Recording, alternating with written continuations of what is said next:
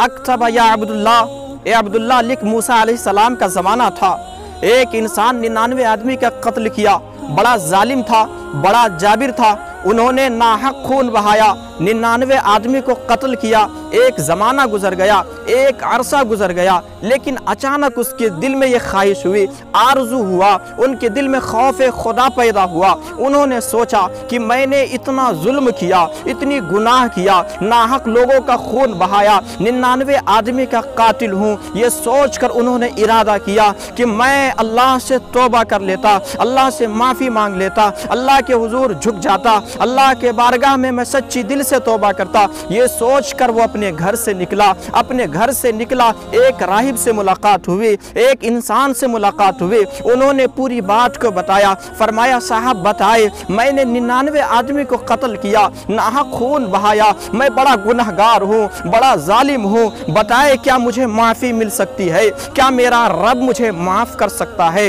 वो राहिब कहा, होश में आ, तूने 99 आदमी का नाहक खून बहाया, 99 आदमी को कत्ल किया, अब क्या तुम्हें उम्मीद है कि अल्लाह तुम्हें माफ़ फरमा देगा, अल्लाह तुम्हारी बख्शिश फरमाएगा?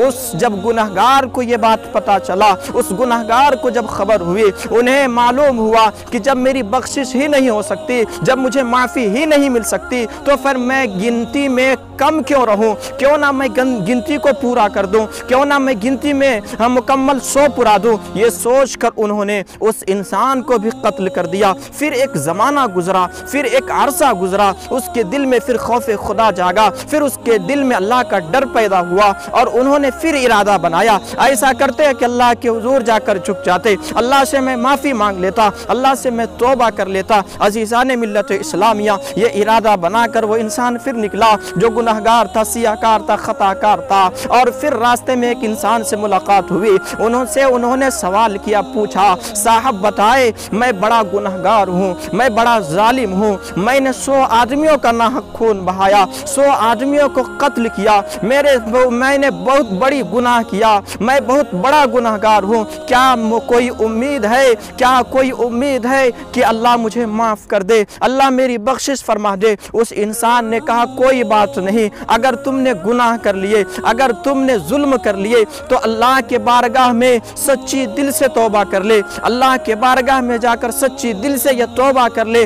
और अनकरीब यहीं करीब में एक अल्लाह का बुजुर्ग रहता है, एक अल्लाह का दोस्त रहता है, एक अल्लाह का वली रहता है, जा उसके हाथ में हाथ देकर, उसको गवाह बनाकर, उसको वसीला बनाकर, उसको जरिया बनाकर अल्लाह से तौबा कर, अल्लाह से माफ़ी मांग, ज़रूर अल्लाह माफ़ फरमा देगा, ज़रूर अल्लाह तुम्हारी खताओं को माफ़ फरमा देगा। अज़ीज़ान मिल्लत इस्लामिया, वो इंसान को जब ये ख़बर मिला, जब पता चला कि मेरी बख्शिश हो सकती है, कि अल्लाह के वली है, चले उनके पास जाकर मैं अल्लाह से तौबा करता, उनके पास जाकर मैं उनके वसीले से अल्लाह से बख्शिश तलब करता। अभी कुछ कदम चले थे, कुछ देर चले थे कि अचानक रूह परवास कर गई, अचानक इंतकाल कर गए। अभी इंतकाल हुए, जहन्नम के फरिश्ते आ गए और कहा कि इसकी रूह को मैं जहन्नम की तरफ लेकर जाऊँगा, क्योंकि इन्होंने 100 आदमियों का नाहक खून बहाया, 100 आदमियों को कत्ल किया।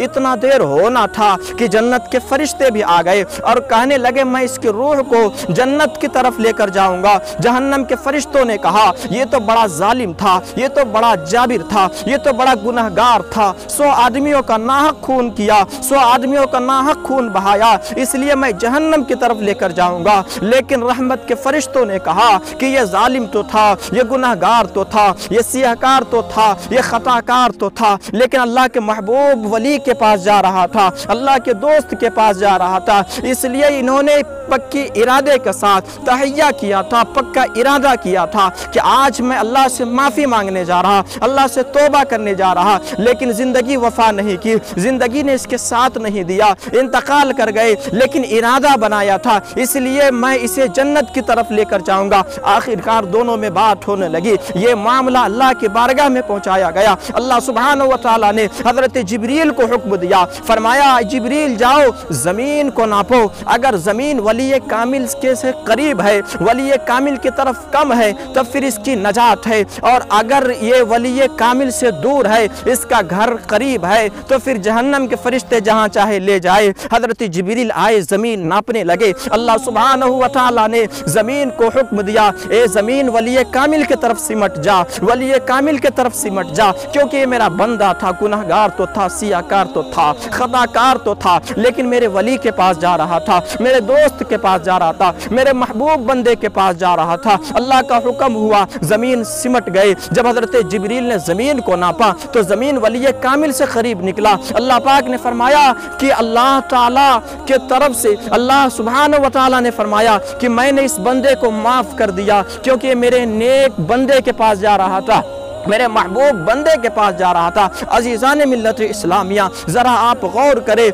ईसा मूसा अलैहिस्सलाम के ज़माने के लोग अगर वली कामिल के पास जाने का इरादा करे तो इरादा करने की वजह से, हाज़िरी देने की वजह से अल्लाह उसके गुनाह को माफ़ कर देते। हम शहनशाह बतहा, हम शहनशाह बगदाद के ज़िक्र करने वाले, हम ख्वाजा गरीब नवाज़ के ज़िक्र करने वाले, हम सैयदना मखदूम अशरफ जहांगीर सिमनानी रहमतुल्लाह अलैह के ज़िक्र करने वाले, अगर हम सच्ची दिल से इन बुजुर्गाने दीन को वसीला बनाकर, जरिया बनाकर अल्लाह से तौबा करे, इस्तिग़फ़ार करे, अल्लाह से माफ़ी मांगे, तो यकीनी तौर पर अल्लाह पाक हमारी खताओं को भी माफ़ फरमाएगा इन बुजुर्गों के सदक़े में। क्योंकि अल्लाह ताला ने कुरान में इरशाद फरमाया, या अय्युहल्लज़ीना आमनुत्तक़ुल्लाह वब्तगू इलैहिल वसीला, ईमान वालों अल्लाह तक पहुँचने के लिए कोई वसीला तलाश करो, महबूबीन बंदे के ज़रिए, नेक बंदों के ज़रिए अल्लाह से तौबा करो, अल्लाह तुम्हारी गुनाह को माफ़ फरमा देगा। हम औलिया कराम को वसीला बनाकर इसीलिए अपनी गुनाह की बख्शिश तलब करें, उनको ज़रिया बनाकर अल्लाह से माफ़ी मांगे। अल्लाह ताला के ये महबूब बंदे हैं, नेक बंदे हैं, इनकी वजह से अल्लाह हमारी बात भी सुनेंगे, इनकी